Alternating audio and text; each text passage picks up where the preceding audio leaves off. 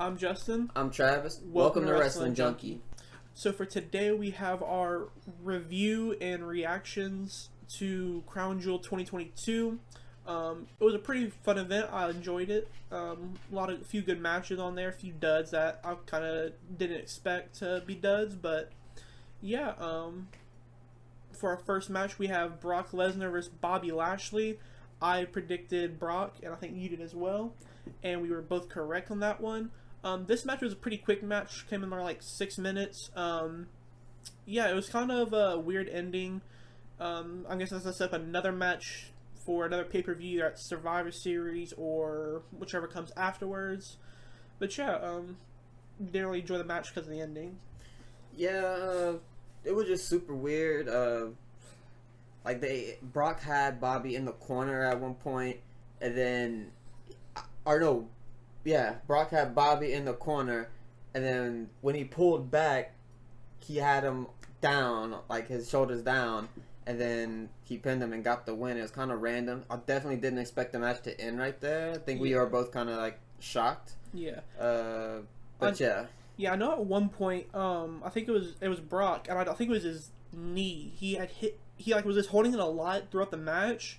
And I don't know if that was just because he was just trying to sell, like, him getting hit or something, but he was holding his knee, so maybe that could have explained why it was so quick. Because, yeah, this was, like, the quickest match on the card. Like I said, 6 minutes. But, yeah, it was a weird ending, so it kind of left a weird taste in my mouth for the first match of the night. Yeah, I agree. So for our next match, we had Damage Control, Dakota Kai, and Io Sky versus Alexa Bliss and Asuka for the Women's Tag Team Champions. I predicted Alexa and Asuka. You predicted Dakota Kai and Io Sky. You were end up correct. This match was this is another like decent sized match. Came in around like 13 minutes. Yeah, this is a solid match. I didn't mind it too much. Did get a title change. Yeah. The title change was unexpected, I'll say. Alexa Bliss and Asuka literally just won it, and then they literally lost it less than a week later. To another, kind of like the Brock ending is kind of like a weird ending.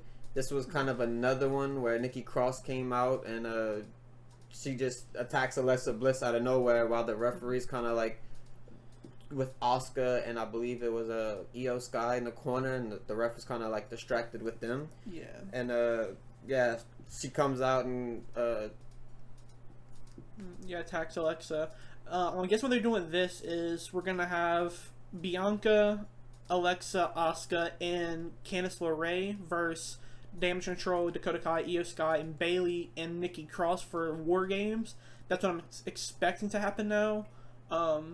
Mainly because I don't know who would fill the role of the fourth person for War Games. But I also heard they're gonna do 5 people, which if they do 5 people, I don't know who can be a second person to fill in for the heel team, and then who's gonna fill the extra spot on the face team. So, but yeah, this is a decent match. It was kind of weird that Nikki Cross interrupted on this match and not the main match or the women's match. But yeah, decent match. Not too much else to say. Yeah, it was a pretty good match. I didn't mind it. The Brock match is probably going to be the worst match on the card. And this is also one thing to bring up too is I feel like every Triple H pay-per-view that we've had so far, it's been like a banger start. Like the start and the finish were like the 2 best matches usually. And this, he kind of switched it up a little bit, and he kind of like it progressively got better as the night went on. Yeah. And then going for our next match, we had Drew McIntyre versus Karrion Kross in the Steel Cage match. I think we both predicted Drew on this one. We were both correct.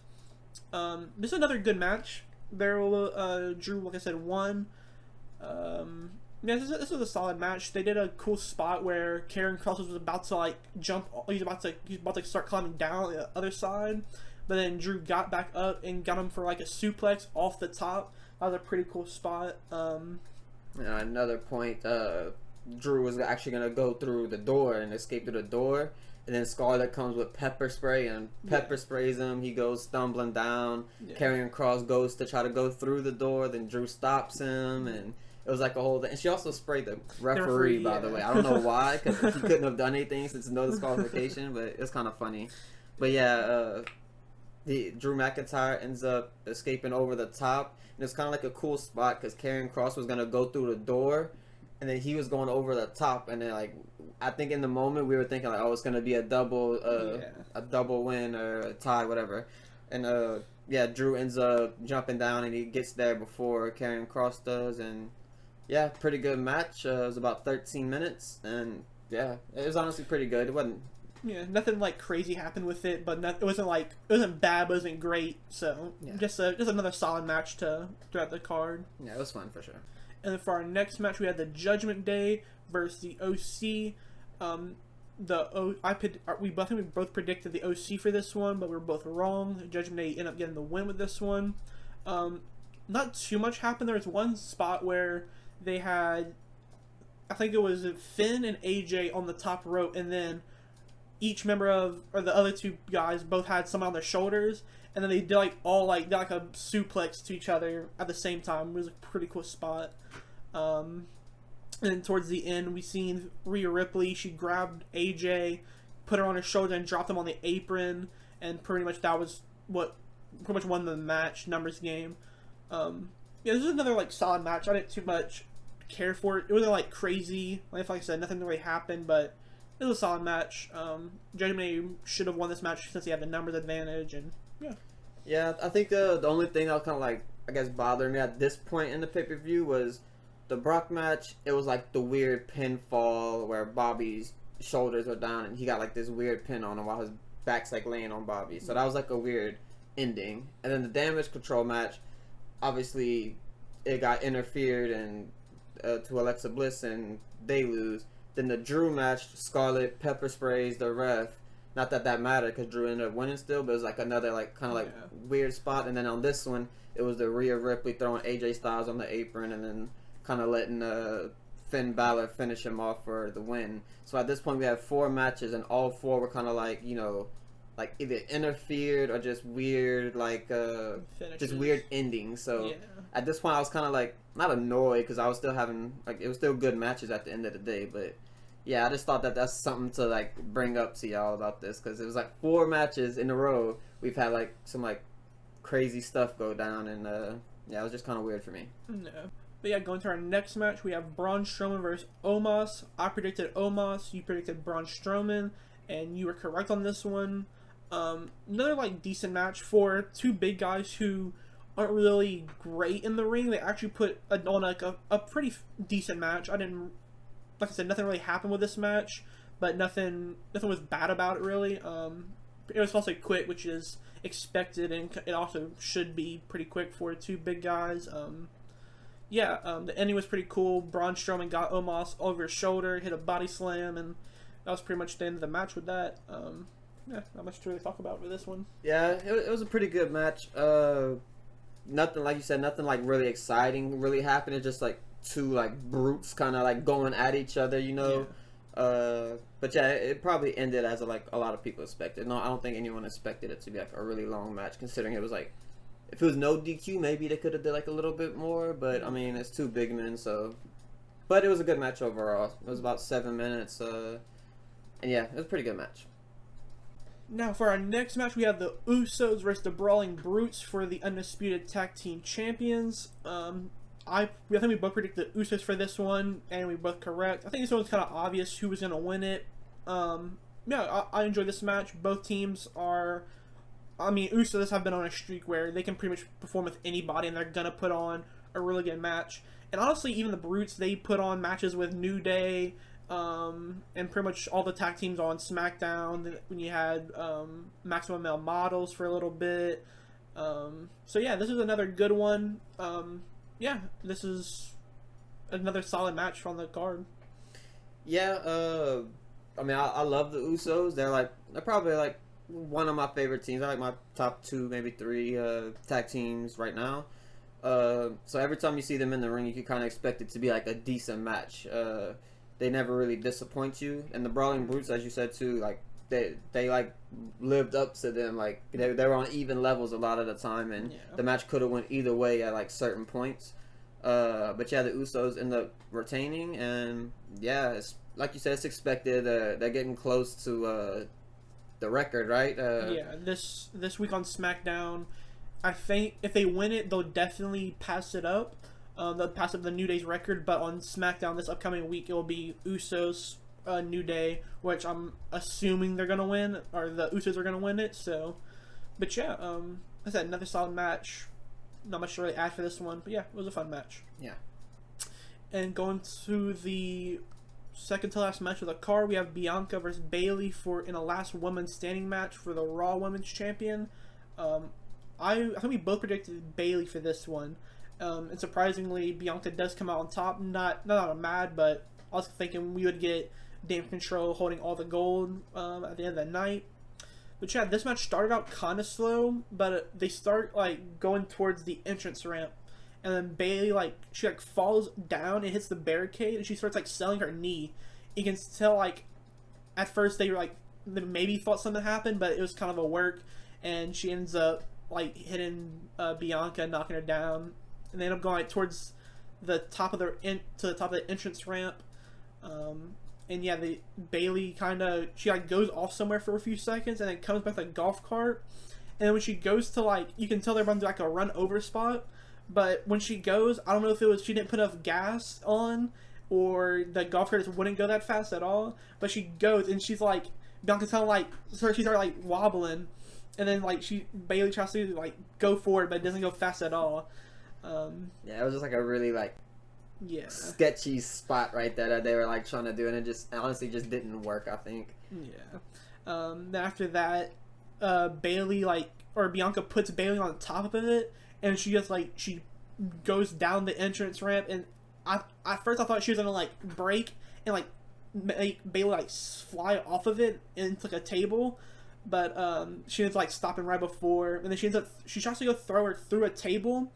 But Bayley completely falls over it and hits her back on the back of the table, which it looked like it hurt pretty bad, but she ended up finishing the match pretty strong. And the finish was pretty cool. It was unique. Bianca put Bayley underneath between the ladder, and then pinned the ladder underneath the turnbuckle, and so she couldn't escape. And yeah, that's how Bianca won this match. Yeah, I mean, it was a really good match. Like we mentioned earlier, the golf cart spot at the top of the ramp. It was kind of weird. It didn't look good. They could have did it a little bit better. But I mean, that's something that's probably hard to put together, because if you do it wrong, then you actually run over Bianca, which obviously no one wants to see. But yeah, it was a really good match. The second best match of the night in my opinion. Followed by the next match. But yeah, this was a pretty good match. It was about 20 minutes, and yeah, this is definitely one, if you just want to kind of skim through it, this is definitely one that y'all should watch. And now for the main event, we have Roman Reigns versus Logan Paul for the Undisputed Universal Champion. We both predicted Roman. We both got it right. It's kind of obvious, but may I say, Logan is a natural for wrestling. He is absolutely amazing. We'll get into the match, but overall thoughts about the match. Yeah, I mean, pretty much this whole match, I feel like Logan was showing off his athleticism. He did some pretty impressive moves. Yeah, I mean, even just the simple fact of him just being able to jump over Roman and just things like that. We'll get into it in a second, but yeah, he's way better than what I thought, at least. I don't know how everybody else thought of him before he joined the company, but he's definitely impressing me every single time he gets into the ring so far. Yeah, he's a guy who I think I'm gonna say everybody, because I want him to do great. I think most people want him to do great because of you don't want a bad wrestler in wrestling who you know doesn't have a big spotlight on him. But there's a lot of people who didn't want to succeed because of who Logan is in his past, which I don't really care for anymore. He's a changed guy, I think, and yeah, but yeah, he put a lot of effort in, and they had a great match. I really enjoyed this one. Yeah, it had funny moments. It had great wrestling spots. I mean, we'll get into it, but there was interferences where people come in and other people get thrown in from the crowd, and yeah, we'll get into that starting now, I guess. But yeah. yeah, this match kind of just started off like with more technical wrestling. At one point they did like Logan threw Roman off the ropes, and Logan just does like he kind of did at WrestleMania where he jumps over him and has like he almost does like an entire like his legs are like this just completely like flat. But yeah, like like I said, he's so athletic, and you can really see it in like his wrestling. But yeah, after that, at one point he goes to jump up from the top rope. He goes from the top rope on one side to the middle of the ring, and Roman catches with an uppercut. It was a really cool spot. And then they go to the outside, and Logan goes for his crazy spot he did at SummerSlam. He sets Roman on the table, and you have George and Mike on the corner, and George gives Logan the phone, and you can see it on Twitter or probably on Instagram, everywhere probably. And Logan grabs the phone and jumps from the top rope onto Roman on the announce table, and it was so cool. Like, yeah, it's almost like his other like signature spot now, where announce table dive. Yeah, and he had like the phone in his hand. He recorded his whole jump like going down, and it was pretty good.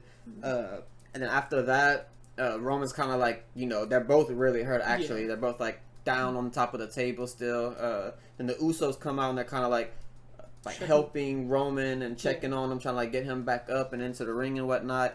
And then they see George and Mike in the crowd, and then they're kind of like, you see George and they're like, "What, man? What do we do? What did we do?" And then the Usos kind of like grab them, flip them over the railing, throw them in the ring, and then they both George and Mike both like get a spot, like they get slammed into the ring and whatnot. Yeah, I think Mike got super kicked by Jay or Jimmy, and then George got in the ring, and I think they just super kicked him as well. And even though like it didn't like look great, but it was so funny just to see two guys who are just there just because they're friends of Logan, and they have all their own spot, and that's so cool.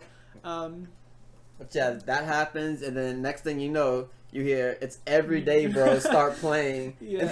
Out of in all the his, arena. Yeah, out of all of his songs, you would think they maybe pick a better one, even though he doesn't have that many great songs. But yeah, you hear "Every Day, Bro," and you see Jake Paul with his tank top on. He starts charging down, hits the signature right hand on both the Usos, knocks them down. Then he goes to check on Logan. He gets him back in. Then Solo comes out, and then they start to meet inside. Then Jake meets Solo outside the ring, and then refs kind of like split them apart. Then the Usos are on the other side of Jake, kind of like trapping him, and Logan's dive from the inside of the ring over and just hits the Usos, which a great dive for Logan, who's like 6'3", 6'5", probably, jumping over the top rope, kind of like Undertaker used to do, was super crazy. And then after that, Logan goes back into the ring, meets Roman. Roman hits a Superman punch and hits a spear, and that's the match. But other key spots that we didn't run through was the Logan's buckshot lariat. If you don't know this move, it's Hangman Adam Page's move in AEW, and honestly, he maybe did it better than Hangman did. It was so good. It looked very good, but from what we learned after the match, yikes, man, yikes. If the reports are true, Logan has torn his ACL, MCL, and meniscus. The ACL isn't confirmed, but if it is, that's going to be leaving him out until this time next year or SummerSlam if he's lucky. But yeah, it really sucks to see, because I think if Logan is coming back for more, which he will, if he's not injured, he'll probably be at Royal Rumble, at WrestleMania, I can only imagine, and other stuff later on. But knowing that he's going to be out for at least 10 weeks at the minimum, because the meniscus and the MCL are like guaranteed, I think, but the ACL is still depending. But yeah, it's sad to see. But also though, he did that spot and kept the match going. Yeah. And this was before he dives into the Usos outside of the ring, so he did that possibly with a torn ACL, MCL, and meniscus. Yeah, running on pure adrenaline and and during the match, like if you told me in the moment, oh, he just tore his ACL, I wouldn't even believe it, because either he kept it, I'm assuming he didn't know either, because I think if he knew he hurt something, he either sold that or he has kept undercover so well, or I don't know what. But yeah, Logan, he trooped it through, and I respect that a lot from him. But yeah, it was a great match. Honestly, this could honestly be rated like a 4 or a 5-star match by Dave Meltzer, and I wouldn't be surprised. So this was like a crazy good match for Logan, who's, like I said, third match as a guy who never did professional wrestling, did amateur wrestling when he was younger. But yeah, great match. I really enjoyed this one. Nah. But yeah, that's gonna wrap up Crown Jewel 2022. I enjoyed it. Overall, it was a solid card. Few matches, like I said, that were kind of duds. Bobby kind of disappointed. That's really the only match that I would say disappointed. I kind of expected more out of him. But yeah, everything else was like either solid or just under my expectations. But yeah, Logan probably had match of the night. I think most people are gonna say he had match of the night, which I agree. Bianca's match was solid. Brutes and Usos had a good match. But yeah, like I said, I enjoyed it. I had fun. Yeah, it was definitely a good pay-per-view. I had fun watching it. Crown Jewels are always like, you're never gonna get like that one very good match. You wouldn't like the Roman and Brock match with the forklift and everything. Like, you'll never get something like that at a Crown Jewel, just because they're just not gonna do that at Crown Jewel. Yeah, even though they would probably, even though WWE probably consider one of their bigger pay-per-views, I think for the fans it's not like something crazy. It's big for them because I'm sure it's a big money draw in, and usually have like a lot of like special guests like Logan, who I think Logan, anytime he's gonna come out, it's always gonna be at a major pay-per-view, which yeah, I think Crown Jewel is a big payday for him. I can only imagine. Yeah, like I said, great pay-per-view. I enjoyed it. Yeah, it was definitely fun. We appreciate you guys for coming, and yeah, please give us a like, a subscribe, and comment down below what you thought of it, because I'm kind of curious, because there's a lot of people probably didn't like the beginning of it, but then towards the end they liked it. So yeah, just let us know in the comments what you guys thought about it. And with that, see you guys later, and later.